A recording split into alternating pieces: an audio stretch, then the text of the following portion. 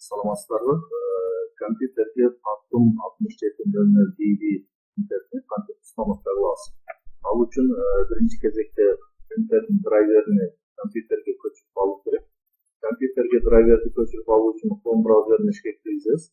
Браузерди ишке киргизгенден кийин адрес болчогу бул жерде скачать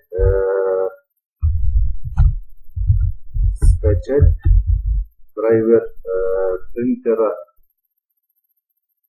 скачать драйвер для принтера Phantom 6700 DV деп жазып принтер клавишасын басабыз.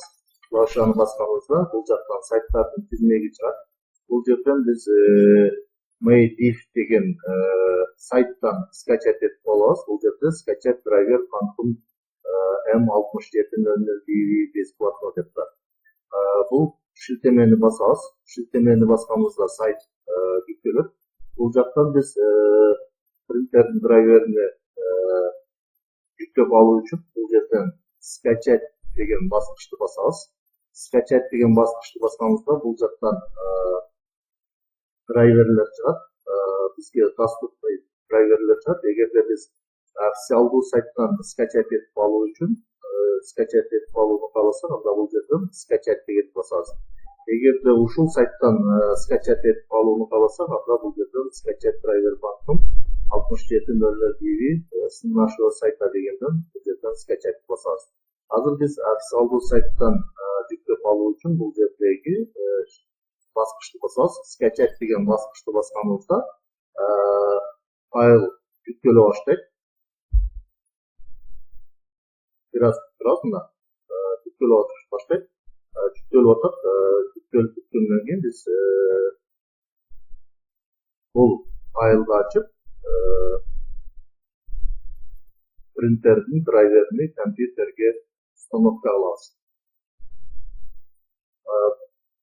Файлды жүктөп алуу үчүн интернет жакшы болуш керек. Анткени бул файлдын көлөмү 53 мегабайт экен. Азыр бизде 2 мүнөттөн кийин жүктөөнү аяктайт деп. Кээ бир учурда Chrome'до жүктөлгөн файлдарды ушул жакта көрсөтөт. Айрым браузерлерде обновленный болсо, бул жактан өйдө жактан көрсөтүшүптүр. Азыр бизде 1 мүнөткө жетпеген убакыт калды.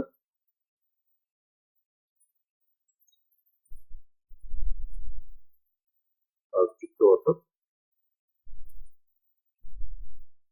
Бүткөнгө чейин бир аз күтөт. Азыр дагы эле 50 секунда калды.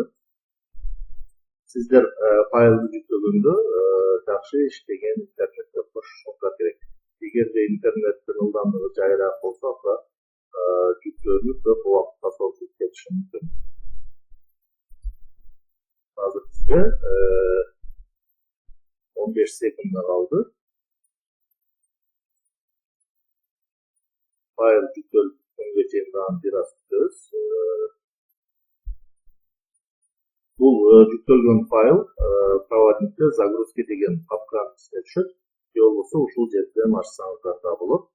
Азыр бул жерден файлды жүктөткөндөн кийин бүтүп атат. Жүктөлүп бүтү. Эми бул файлды ачабыз. Файлды ачуу үчүн ушул файлды көрсөтүшүн алып барып, сол жак баскычты жолу басып көрсөт. Файл жүктөлөт. Файл жүктөлүп атат. Ичине болуп атат. Компьютер менен принтерди USB кабел аркылуу туташтырып коебуз. Файл жүктөлдү.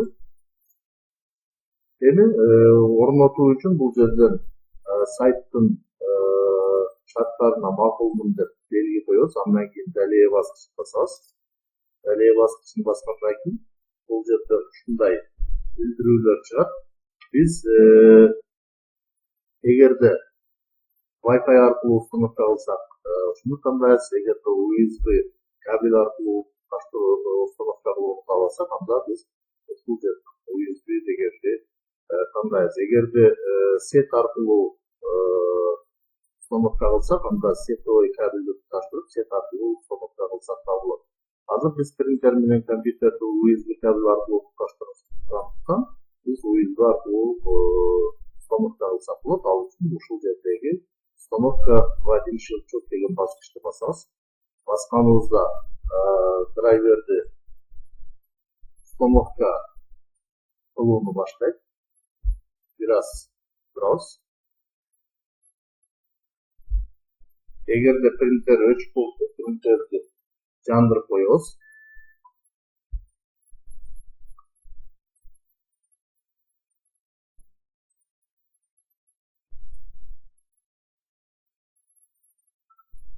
Драйверди орното баштады. Бир аз турабыз. Установка күнүнөн кийин ушундай билдирүүчү болот. Бул жерден пробная печать дегенди басып, пробный печатты чыгарсак болот. Же болбосо бул жерден готово деген баскычты басып коебуз. Азыр бул жерде напечатать страницу, что принтер может нормально использоваться.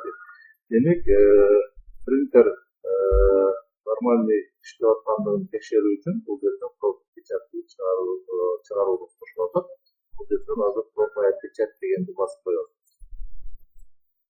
Пробная печать принтерге жөнөтүлүп жиберилди. Принтер иштеп атат. Пробная печатты чыгарды. Демек биздин принтерибиз компьютерге туташтырылды. Бул жерде готово деген баскычты басабыз. Ушундай кылып M6700BB